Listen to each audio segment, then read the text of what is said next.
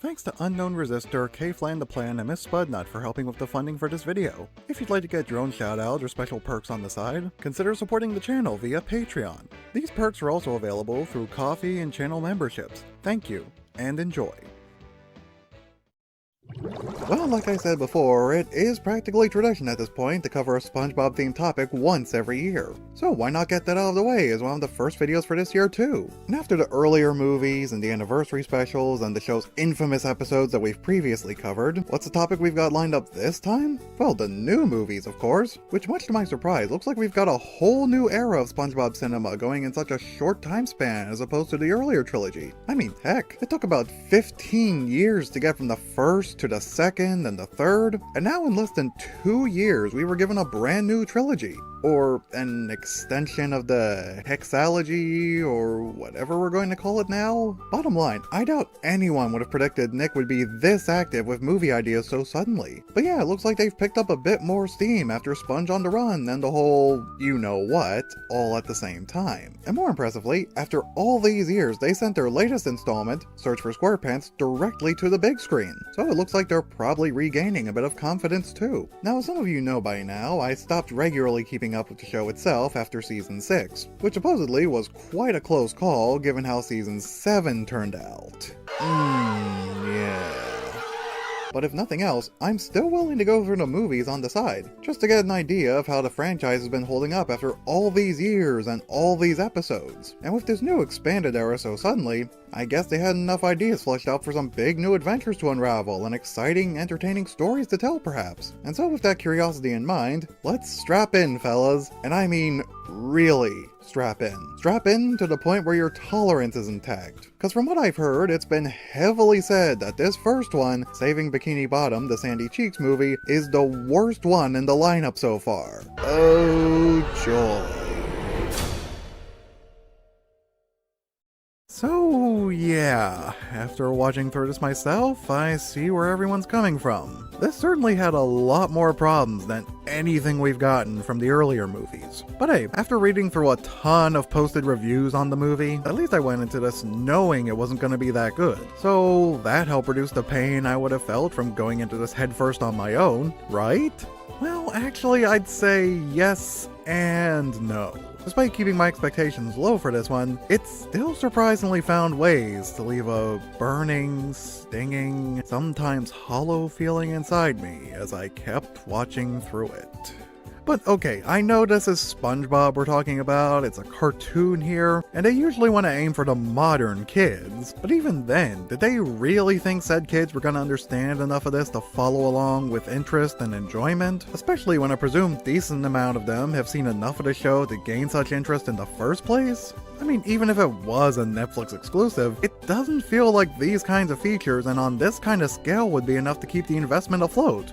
No pun intended. Some of you may remember a while ago, I showed a smidge of interest in Sandy getting her own movie, and at the time, it was genuine. The idea of going into her backstory and her family? Yeah, that could go places. And well, despite the issues, there are a few positives in some of the details. Like the reveal of Sandy getting experience working in the circus when she was younger. It kind of fits in with what we've known about her. The experience she got from that definitely serves as a good parallel to the side of her wanting to learn more karate and action. Although how her passion for science comes into play, that's still to be determined.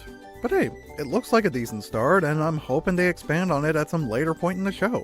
And also, Sandy's parents were voiced by Craig Robinson and Gray Delisle, and based on some of the other roles they've had in the past, they've shown they can be pretty entertaining. As for the characters themselves, however, I'll get to that in a moment. And speaking of the casting, I noticed they had Wanda Sykes of all people as the main villain, Tsunami. Yeah, that was certainly a decision. And she was also teamed up with... Wait, is that Maddie Carteropol? Oh my god, it actually is. So, okay, I'm slightly familiar with him too. I mostly remember seeing him in the Series of Unfortunate Events remake, and despite his flat performance in that show too, he still managed to provide some entertainment all things considered.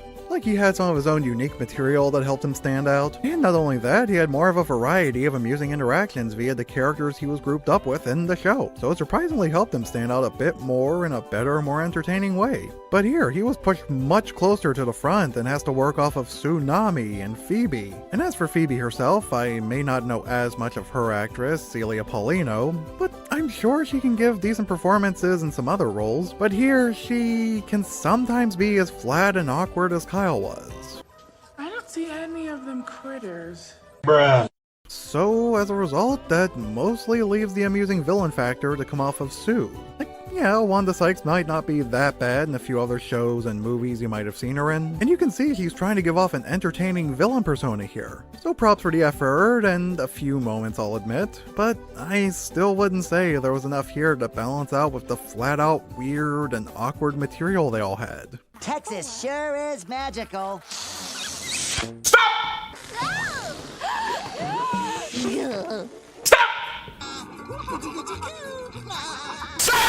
Debatably, she might have had her amusing moments that work off the stupidity of her workers, but even that gets old when they stretch it out and leave Wanda to try and carry that side of the story herself.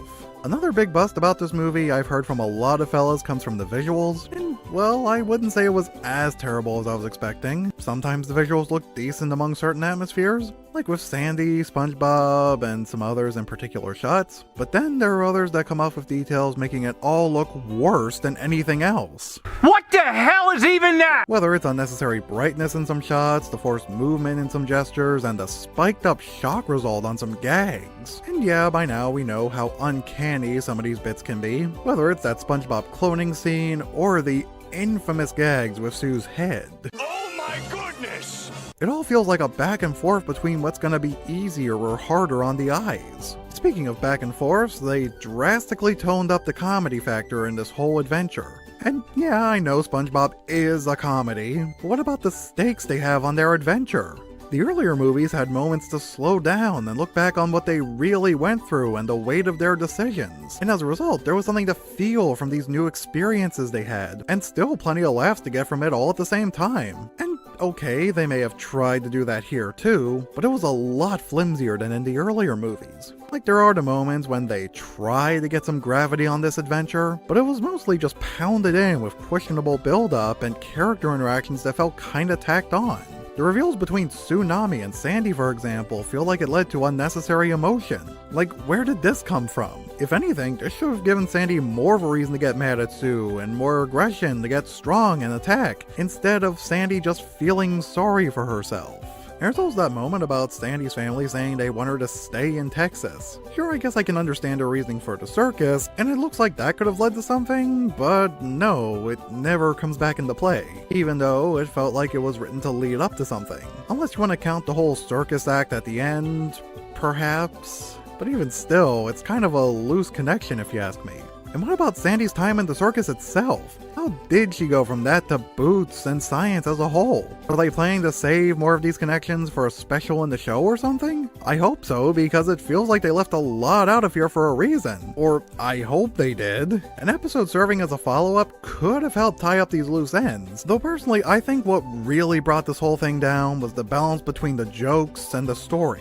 Or lack thereof, I should say. Admittedly, while kinda rare, there were still a few jokes that came off pretty clever, a little funny, and or visually appealing, but then we have plenty that go as far as to, well, you know.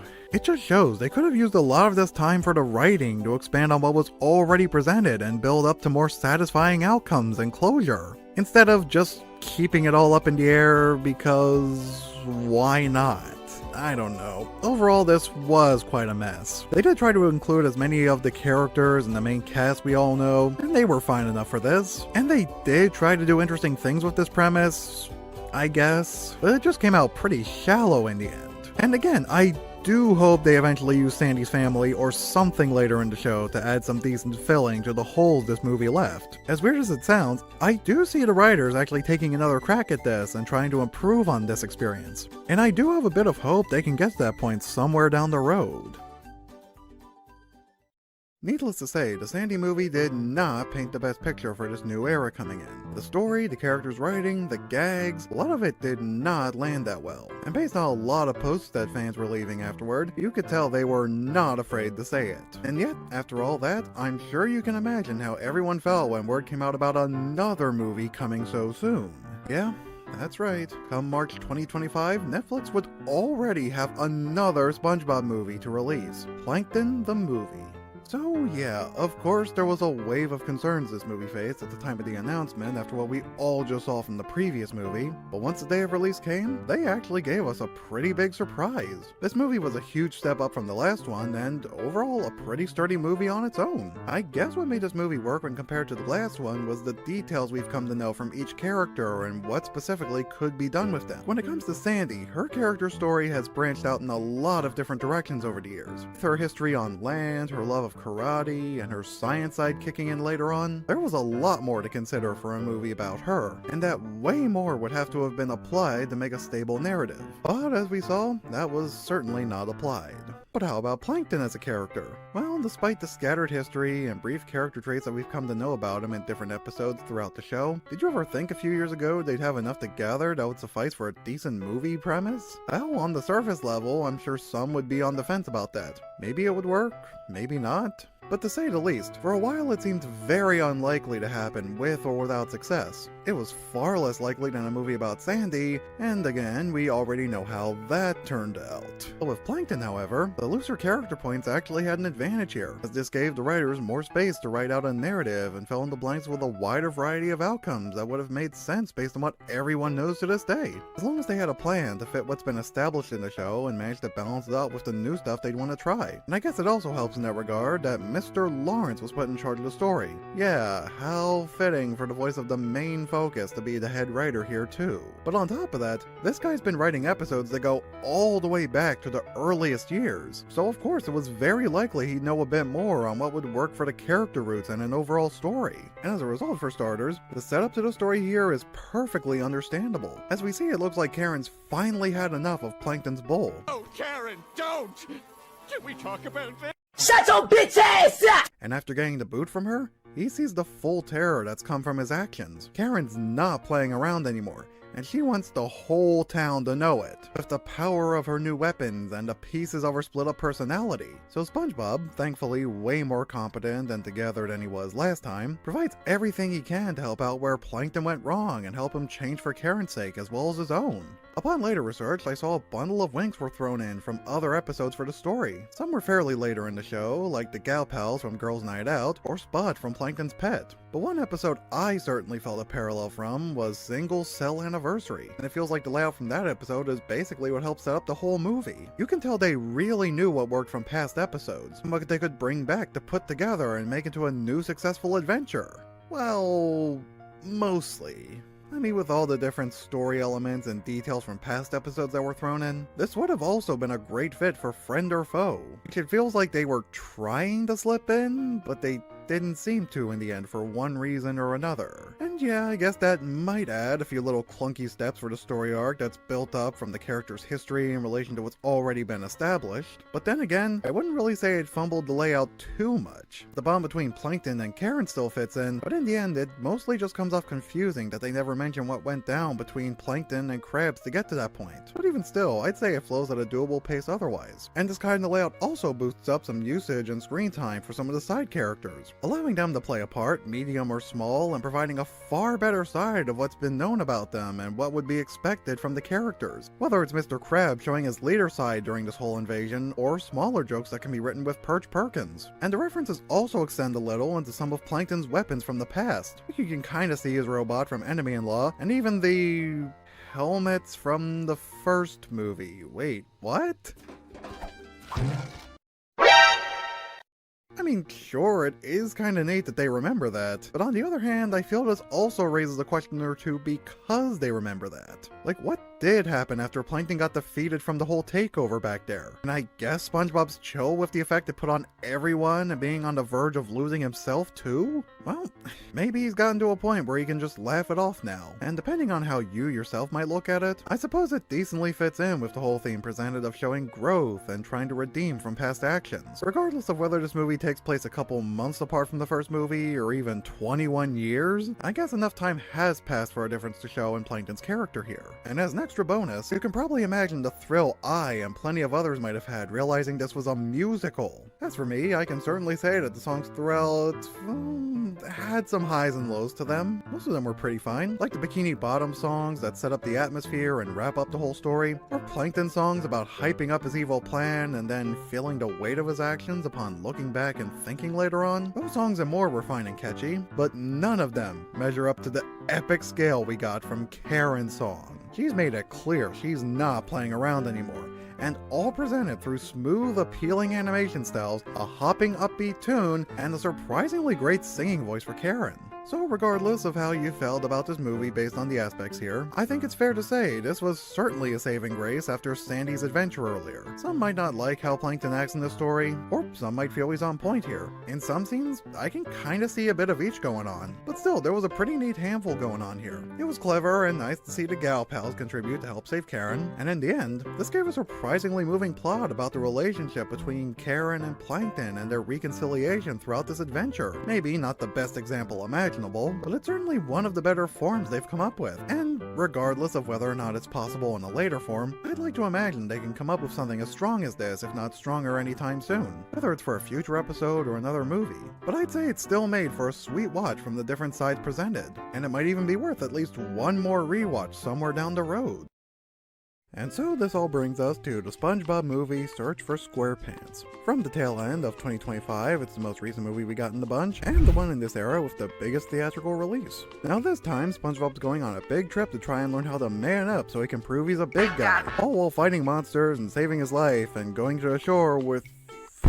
Hey, wait. This is just the first movie again! Trying to prove to everyone he's a man, or big guy in this case, and embarking on a huge journey to prove his worth to Mr. Krabs, all while consisting in encountering a huge threat on the surface? Like, there's a lot of similarities here. But okay, in the long run, what really matters is how these similarities were handled, as well as what's been added to help this movie stand out on its own. And honestly, that's where a bit more of the charm starts shining through here. This time it's not primarily about his job or the Krusty Krab 2. I mean, sheesh, who knows where that goes in the timeline at this point. But no, instead they played off a bit more into SpongeBob's more simple, fun side with this roller coaster that he's excited, but also hesitant about at the same time. And that helps set his goal to try and boost up his courage to prove he's capable of this and a lot more. And in this process, SpongeBob learns how much he himself is capable of as he tries to be himself more over time and not just do what Mr. Krabs does. To which there are a few reveals about Mr. Krabs too, which shows his own flaws and attempts to redeem himself too, all in this process. And speaking of the characters, on the side, there debatably weren't really as many inclusions as what we saw in the earlier movies, but they still gave plenty of things for some of those other characters to do who never really had much of a chance in the spotlight earlier. And we get to see a lot more from Patrick, Mr. Krabs, Squidward, and Gary, who all play parts in the adventure too. While on the side, Sandy and Plankton make really brief random appearances in the same scene. And yeah, it was a bit of a shame they weren't really given much to do here, but I guess this was just their way of giving them a minor wave after the much bigger spotlight they had in their earlier movies. But that still gets me wondering, could that have just been by coincidence, or were they really hinting at the fact those two were given their own movies previously? Because in a way it seems a little too convenient, but then again I can imagine they were playing this long before the Sandy movie came out and long before they knew how much hate it was gonna get.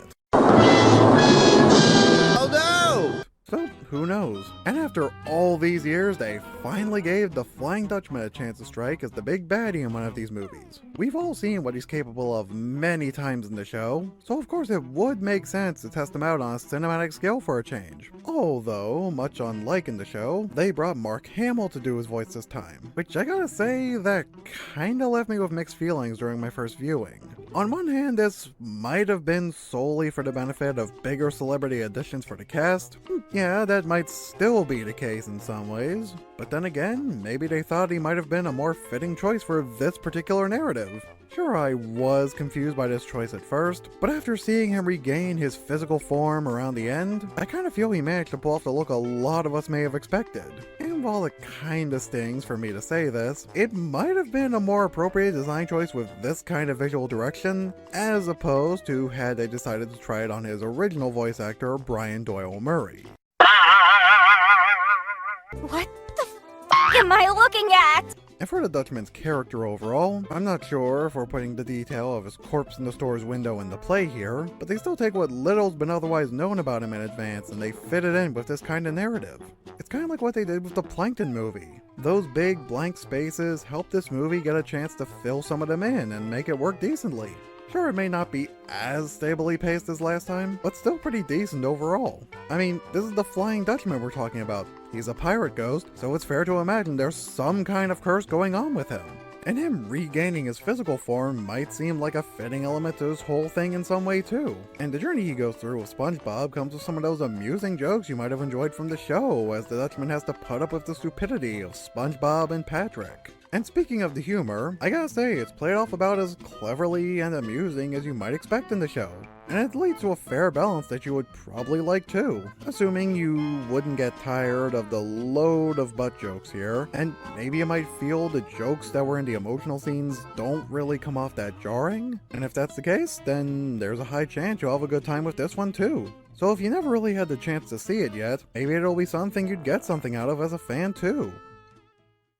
So yeah, that's the new trilogy of SpongeBob movies. Even if they were a lot more clumped together and faster on release than the previous era Nick gave us, I think most of us still got something from this newer trilogy too. Well, except for maybe the Sandy movie. But the others were still pretty decent. Maybe not as great as the first movie or Sponge Out of Water, but these newer movies still had some decent entertainment, as well as some pretty smooth story and character flow in them. And overall, it's kinda nice to see that SpongeBob can still gain this much interest even after hundreds of episodes and decades of being on the air. And while I, for one, have been drastically lagging for years on the episodes coming out, even after the show's lowest points among the most infamous episodes, I don't know, I might still consider giving some of these newer episodes a try to see them for myself. And I might even get a separate video for those too, assuming they'll be worth the binge watch, of course. As for the other SpongeBob stuff, there might be a chance of at least one more movie on the horizon somewhere, as there's been word about 3 SpongeBob character spin-off movies planned, and we've already got 2 of them, unless Search for Squarepants was intended as that 3rd movie, but I really doubt that. In that case, we have yet to hear, well, anything about this new movie. We have no idea who gets the focus, or when trailers or images will come out, or anything toward release. That is, unless it ends up getting cancelled, or there's something that we're missing here. But aside from that, it looks like we might be getting a long break from more SpongeBob movies. Which, you know, I can certainly understand after having 3 movies with releases months apart from each other. But make no mistake, of course there's still gonna be other movies and plenty of episodes coming down the road. We may not know when the movies will be announced, or what those future movies or later episodes will be like, and who even knows what kind of SpongeBob topic I'll get to do once those movies and episodes do come out. But like I always say at the end of these videos, we'll soon see, won't we?